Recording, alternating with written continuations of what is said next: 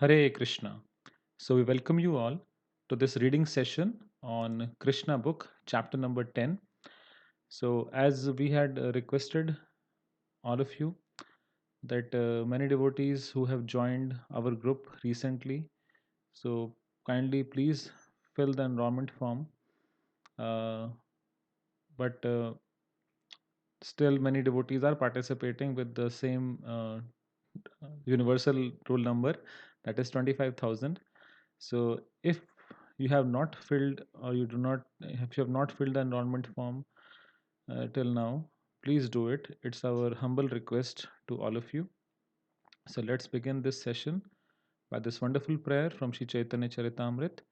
Krishna Krishna Krishna Krishna Krishna Krishna Krishna He Krishna Krishna Krishna Krishna Krishna Krishna Krishna He Krishna Krishna Krishna Krishna Krishna Krishna Rakshama Krishna Krishna Krishna Krishna Krishna Krishna Pahima Ram Raghav Ram Raghav Ram Raghav Rakshama Krishna Keshav Krishna Keshav Krishna Keshav Pahima. The pranam mantra of Srila Prabhupada. Nama Om Vishnupadaya Krishna Pristhaya Bhutale Srimate Bhakti Vedanta Swamin Iti Namine Namaste Saraswate Deve Gauravani Pracharine Nirvishesha Shunyavadi Paschatya Desha Tarine Hare Krishna Krishna Krishna Hare Hare Hare Rama Rama Rama Hare Hare. So first of all, I would like to apologize that we could not post a video on chapter 8 part 2 of 2 in English because of some technical reasons. But henceforth, all the videos will be posted regularly. We have sorted the problem. So let's begin this chapter, which is entitled Mother Yashoda Binds Lord Krishna. So, as we all have heard before or read before, that Mother Yashoda, the children Krishna and Balaram, they had grown up a little and they were very mischievous in nature. So, they used to do a lot of mischief in Gokul, and the elderly gopis used to come to their home and complain to Mother Yashoda that what their children are up to. So this is as a sequel to what was happening. Once upon a time, seeing that her maid servant was engaged in different household duties, Mother Yashoda personally took charge of churning butter. While while she churned butter, she sang the childhood pastimes of Krishna and enjoyed thinking of her son. So this is what is called Krishna consciousness. She was singing the pastimes of Krishna and was just enjoying thinking about him. So this is what is being conscious of Krishna. Whatever activity she was doing, she was thinking of Krishna. The end of her sari was tightly wrapped while she churned, and on account of her intense love for her son, milk automatically dripped from her breasts, which moved as she labored very hard, churning with two hands. The bangles and bracelets on her hands tinkled as they touched each other, and her earrings and breast shook. There were drops of perspiration on her face, and the flower garland which was on her head scattered here and there. Before this picturesque sight, Lord Krishna appeared as a child. He felt hungry, and to increase his mother's love, he wanted her to stop churning. He indicated that her first business was to let him suck her breast and then she could churn butter later. So, Mother Yashoda is doing a service for the Lord. What is she doing? She's churning the butter so that the Lord Krishna can eat. But Lord Krishna came and he wanted to drink milk. So, he came and indicated to her that her first duty was that she should allow him to suck her breast. Okay. Mother Yashoda took her son on her lap and pushed the nipple of her breast into his mouth, and while Krishna was sucking the milk, she was smiling, enjoying the beauty of her child's face. Suddenly, the milk which was on the stove began to boil over. Just to stop the milk from spilling, Mother Yashoda at once put Krishna aside and went to the stove. Left in that state by his mother, Krishna became very angry, and his lips and eyes became red in rage. He pressed his teeth and lips, and taking up a piece of stone, he immediately broke the butter pot. He took butter out of it, and with false tears in his eyes, he began to eat the butter in a secluded place. In the meantime, Mother Yashoda returned to the churning place after setting the overflowing milk pan in order. She saw the broken pot in which the churning yogurt had been kept. Since she could not find her boy, she concluded that the broken pot was his work. She smiled as she thought, "The child is very clever. After breaking the pot, he has left this place fearing punishment." So Mother Yashoda had to immediately rush to remove the milk which was on the stove to protect it from spilling on the stove. And since she had to immediately rush, she kept Krishna aside. But Lord Krishna did not like it. He became very angry that how can my mother do such a thing? She was feeding me and then she left me in between. So out of anger, what did he do? He broke the pot in which Mother Yashoda was churning the butter, the churning the yogurt. So now Mother Yashoda, when she came back, she saw that the pot is broken and the child is nowhere to be seen. So now she is wondering, okay, the child is very clever now. Okay. After she sought all over, she found her son sitting on a big wooden grinding mortar which was kept upside down. He was taking butter from a pot which was hanging from the ceiling on a swing, and he was feeding it to the monkeys. She saw Krishna looking this way and that way in fear of her because he was conscious of his naughty behavior. After seeing her son so engaged, she very silently approached him from behind.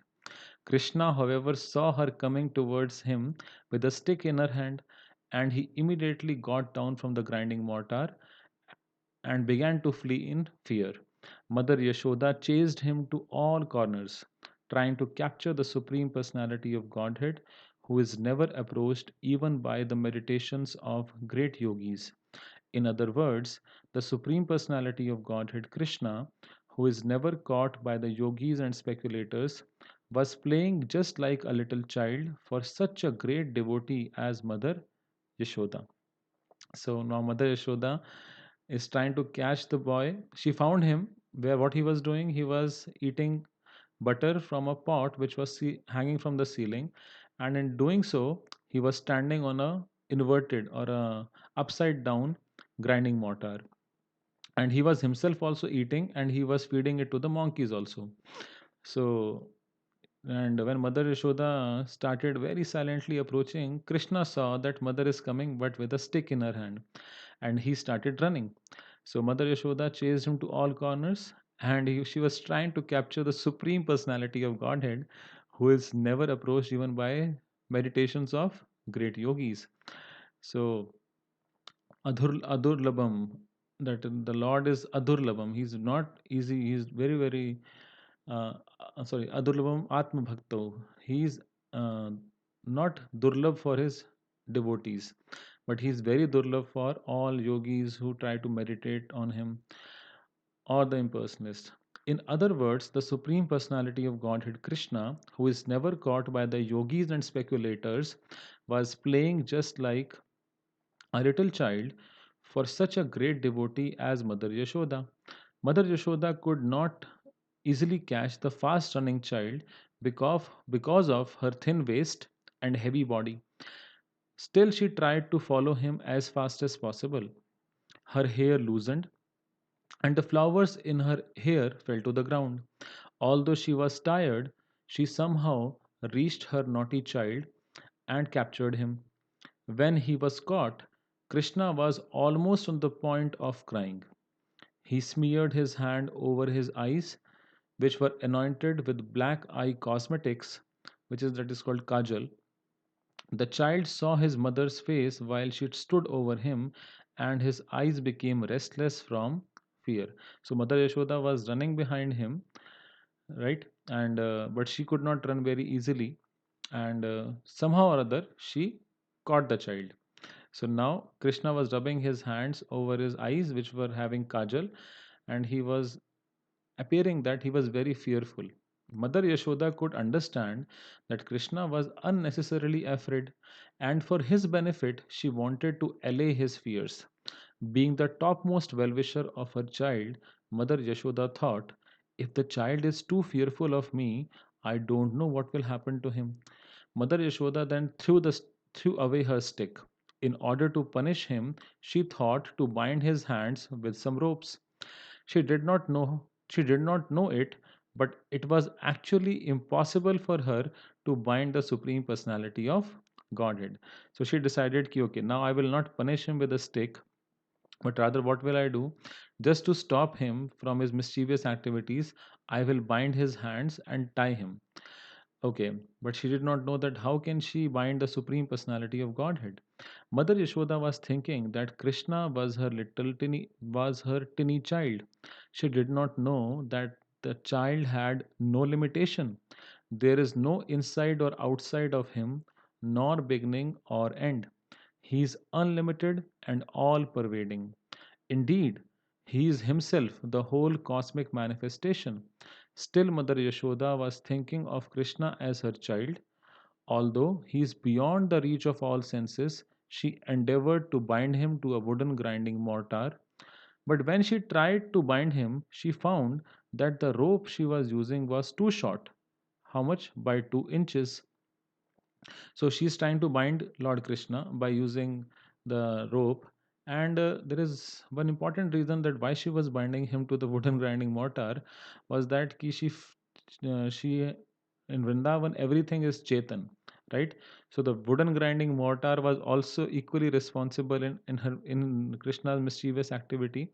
So she was binding him to the wooden grinding mortar. But now what the problem she is encountering?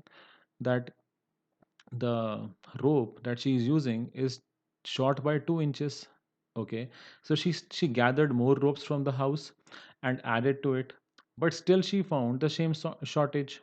In this way she connected all the ropes available at home, but when the final knot was added, she saw that the rope was still 2 inches too short. So every time, however the length of the rope that she is using, adding more ropes, but after she was going to find make the final knot, the rope was still 2 inches short. So Mother Yashoda was smiling, but she was astonished. How was it happening? In attempting to bind her son, she became tired. She was perspiring. Perspiring means she was sweating, and the garland on her head fell down. Then Lord Krishna appreciated the hard labor of his mother, and being compassionate upon her, he agreed to be bound up by the ropes. Krishna, playing as a human child in the house of Mother Yashoda, was performing his own selected pastimes. Of course, no one can control the Supreme Personality of Godhead. The pure devotee surrenders himself unto the lotus feet of the Lord, who may either protect or vanquish the devotee. But for his part, the devotee never forgets his own position of surrender. Similarly, the Lord also feels transcendental pleasure by submitting himself to the protection of the devotee. This was exemplified by Krishna's surrender unto his mother Yashoda. So finally, when Lord Krishna appreciated that his mother was doing so much hard labor to do to bind him, he became compassionate on her, and he agreed. Okay, you bind me, and I am ready to be bound. Right. So otherwise, nobody can control the Supreme Lord, but if he himself surrenders to the will of, just like a pure devotee surrenders himself to the lotus feet of the Lord, uh, the Lord can either protect him or vanquish him. Similarly, the devotee uh, feels the Lord similarly reciprocates with the devotee. He surrenders himself. Okay, mother, whatever you do, I am ready to accept it. So this was exemplified by Krishna's surrender. So this is the reciprocation between Krishna and his pure devotees. Krishna is the supreme bestower of all kinds of liberation to his devotees, but the benediction which was bestowed upon Mother Yashoda was never experienced even by Lord Brahma or Lord Shiva or the goddess of fortune. The Supreme Personality of Godhead, who is known as the son of Yashoda and Nand Maharaj, is never so completely known to the yogis and speculators, but he is easily available to his devotees. Adurlabham Atma Bhakto. He is very easily available to his devotees. Nor is he appreciated as the supreme reservoir of all pleasure by the yogis and speculators. So, those who are trying to approach the Lord by different uh, yoga practices, or the speculators who are trying to speculate about the existence of the Lord, they will never be able to understand who the Supreme Lord actually is. So, after binding her son, Mother Yashoda engaged herself in household affairs. At that time, bound up to the wooden mortar, Krishna could see a pair of trees before him, which were known as the Arjuna trees, the great reservoir of pleasure. Lord Sri Krishna thus thought to himself, Mother Yashoda, first of all, left without feeding me sufficient milk, and therefore I broke the pot of yogurt and distributed the stock of butter in charity to the monkeys. Now she has bound me up to a wooden mortar, so I shall do something more mischievous than before. So Lord Krishna is already he was angry, and now he has been punished by binding him to the wooden mortar. So now he's wondering that how should I create more mischief? So I will do something even more mischievous. And thus he thought of pulling down the very tall Arjuna trees. So in their house there were two Arjuna trees, very tall Arjuna trees, and he thought that I will pull them down. There is a history behind the pair of Arjuna trees. In their previous lives, the trees were born as the human sons of Kuvera, and their names were Nalkuvar and Manigriva. Fortunately, they came within the vision of the Lord. In their previous lives, they were cursed by the great sage Narada in order to receive the highest benediction of seeing Lord Krishna. This benediction curse, so it was a benediction also and it was a curse also. Indirectly, it was a curse, but in reality, it was a benediction. This benediction curse was bestowed upon them because of their forgetfulness due to due to intoxication. This story will be narrated in the next chapter. Thus ends the Bhaktivedanta purport of the ninth chapter of Krishna. Mother Yashoda binds Lord Krishna. So for now, we will be continuing to chapter number 10, because for the next quiz, the syllabus is chapter number 9 and 10. So, as it has been told in this chapter, that there is a history behind the two trees, the tall Arjuna trees, which were present in the house of Nanda Maharaj, and Lord Krishna wanted to do something more mischievous. So, let's now understand that who were Nalkuvar and Manigriv, who were previously the son of Kuvera. The deliverance of Nalkuvar and Manigriva. The story of the cursing of Nalkuvar and Manigriva and their deliverance by Krishna under the all blissful desire of great sage Narada is here described. The two great demigods, Nalkuvar and Manigriv, were the sons of the treasurer of the demigods, Kuvera, who was a great devotee of Lord Shiva. By the grace of Lord Shiva, Kuvera's Kuber's material opulences had no limit. as a rich man's sons often become addicted to wine and women. So these two sons of Kuver were also addicted to these two sons of Kuver were also addicted to wine and sex. Once these two demigods, desiring to enjoy, entered the garden of Lord Shiva in the province of Kailash on the bank of the Mandakini Ganges. There they drank much and engaged in hearing the sweet singing of the beautiful women who accompanied them in that garden of fragrant flowers. In an intoxicated condition, the two demigods entered the water of the Ganges, which was filled with lotus flowers. And there they began to enjoy the company of the young girls exactly as a male elephant enjoys female elephants within the water. While they were thus enjoying themselves in the water, all of a sudden Narada, the great sage, happened to pass that way. He could understand that the demigods Nalkuvar and Manigriv were too much intoxicated and could not even see that he was passing. The young girls, however, were not so much intoxicated as the demigods, and they at once became ashamed at being naked before the great sage Narada. So Nalkubar and Manigriv are enjoying themselves. They were the son of the treasurer of the demigods, that is Kuvera, and Kuver's material opulences had no limit because it was by the grace of Lord Shiva. So these two were the sons of a rich man, and they were pampered. So they what happened to them? They followed the wrong path and became addicted to wine and women. So these two fellows, Nalkubar and Manigri, were enjoying in the Mandakini Ganges in the province of Kailash and were in very intoxicated condition. They were enjoying with young girls in the Ganges. So now Narad Muni was passing that way and he saw that these two fellows are so drunk that they were in naked condition and they did not even realize that Narad Muni is passing. But the other girls who were accompanying them, they were not so much intoxicated, so they immediately tried to cover themselves. So the young girls, however, not so much intoxicated as the demigods, and they at once became ashamed at being naked before the sage Narada. They began to cover themselves with all haste. The two demigods, sons of Kuver, were so much intoxicated that they could not appreciate the presence of the sage Narada and therefore did not cover their bodies.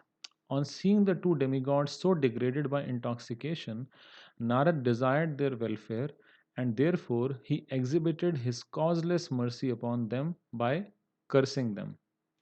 Okay, so we already read in the previous chapter that Narad Muni gave them a benediction curse. So, what is that curse?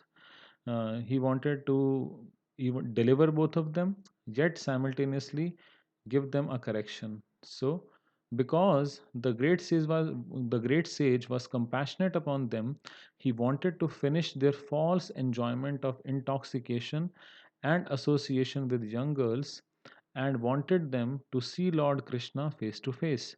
He conceived of cursing them as follows. He said that the attraction for material enjoyment is due to an increase of the mode of passion.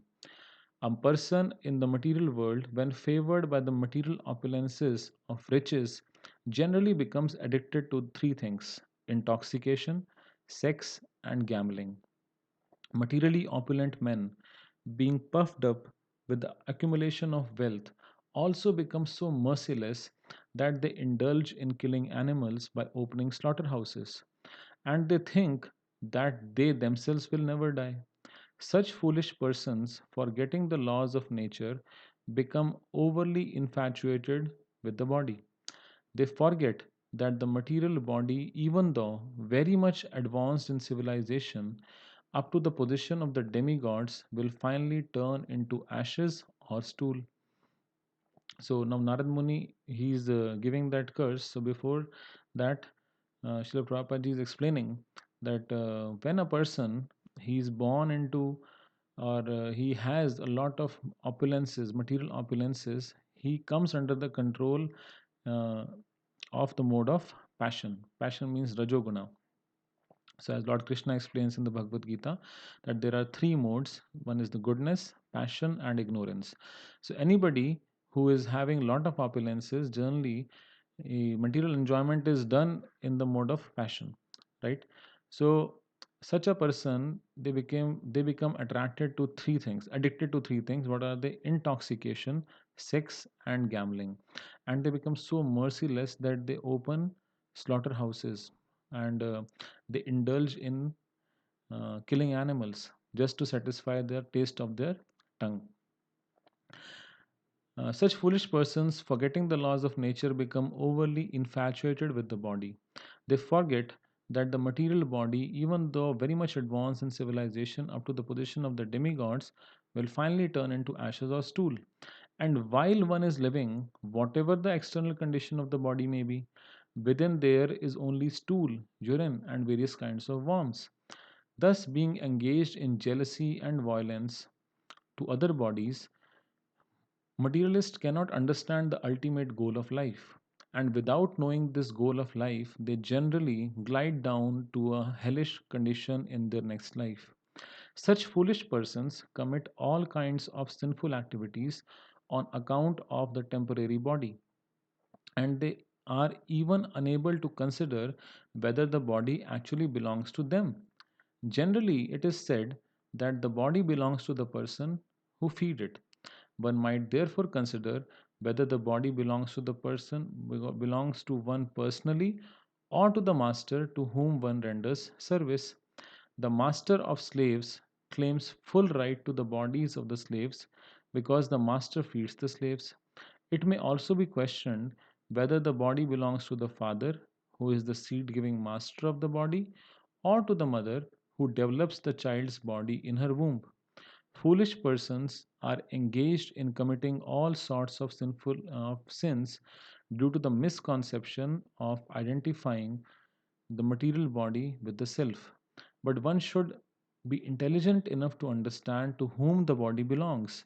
A foolish person indulges in killing animals to maintain the body, but he does not consider whether the body belongs to him or to his father or mother or maternal grandfather. Sometimes a father gives his daughter in charity to a person with a view of getting back the daughter's child as a son. The body may also belong to a stronger man who forces it to work for him. Sometimes a slave's body is sold to a master, and from that day on, the body belongs to the master. And at the end of life, the body belongs to the fire because the body is given to the fire and burned to ashes, or the body is thrown into the street to be eaten by dogs and vultures. Before committing all kinds of sins to maintain the body, one should understand to whom the body belongs. Ultimately, it is concluded that body is a product of material nature, and at the end it merges into material nature. Therefore, the conclusion should be that the body belongs to material nature. One should not wrongly think that the body belongs to him. To maintain a false possession, one should why should one indulge in killing? Why should one kill innocent animals to maintain the body? So, Srila Prabhupada ji and is very explicitly explaining that one should consider that whom to whom actually the body belongs. So he is giving various examples that whether the body belongs to the father or the mother or the maternal grandfather or to the master who or to one who feeds the person. So one should consider that who to whom exactly the body belongs. And finally, it is concluded that the body is a product of material nature and it finally merges into material nature, right? So therefore, just to satisfy this body or this conception that I am the material body, why should one uh, indulge in killing animals or others just to maintain a false possession, right? Why should one kill innocent animals to maintain the body? It can be very easily bypassed. So this has been very nicely been explained. So we'll study the next part of this chapter tomorrow. So we thank you very much for attending this session, and one earnest request that if you still have not filled the enrollment form, please do fill it. And our test will be conducted on Sunday, and tomorrow we will be continuing with this chapter and our discussion will get over. So Srila Prabhupada ki jai, Ananta Koti Vaishnav Vrinda ki jai, Nitai Gaur Premanande.